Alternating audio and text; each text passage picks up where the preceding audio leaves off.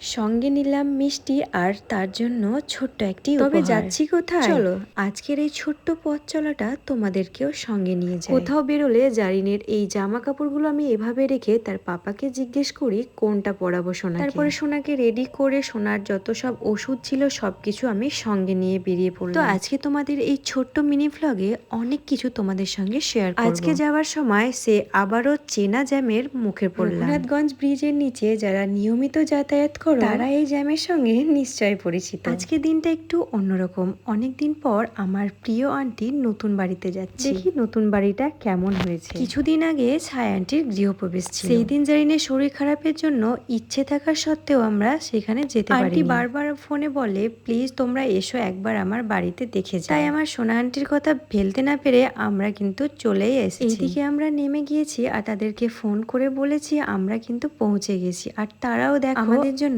বাইরে ওয়েট আর করছে। সবচেয়ে ভালো লেগেছে আমার এই ছোট্ট সোনা ঠিক তার মায়ের মতো সবাইকে আপন করে নেয়। এইখানে আমার আন্টির জন্য ছোট্ট একটা গিফট আর কিছু ভালোবাসা নিয়ে এসেছিলাম। তারপর আন্টি আমাদেরকে একটা রিফ্রেশিং ড্রিঙ্ক দিয়েছিল। তারপরে সোজা চলে গেছিলাম লাঞ্চে। তারপরে ছায়া আন্টি আর ফারিন আমাদের লাঞ্চের জন্য অনেক কিছু রান্না করে কিছু নিয়েছিল। সম্পর্ক রক্তের নয়, কিন্তু জানো তো কিছু মানুষ আছে যারা মনের খুব আপন হয়ে যায়। তো চলো আজকে তোমাদের স্পেশাল লাঞ্চটা শেয়ার করি। আজকে আন্টি লাঞ্চে বানিয়েছিল চিকেন বিরিয়ানি, স্যালাড আর দই পাঁপড়। জীবনে কিছু মানুষ হঠাৎ করেই চলে আসে, আর কখন যে নিজের মানুষ হয়ে যায় সেটা আমরা নিজেরাই বুঝতে পারি না। তো আজকের ভিডিওটা এই পর্যন্ত শেষ করলাম। নেক্সট পার্ট যদি তোমরা দেখতে চাও অবশ্যই কমেন্ট করে জানাবে, কারণ নেক্সটে আরো ধামাকা ভিডিও রয়েছে। আজকের জন্য এতটুকুই। ওকে, বাই।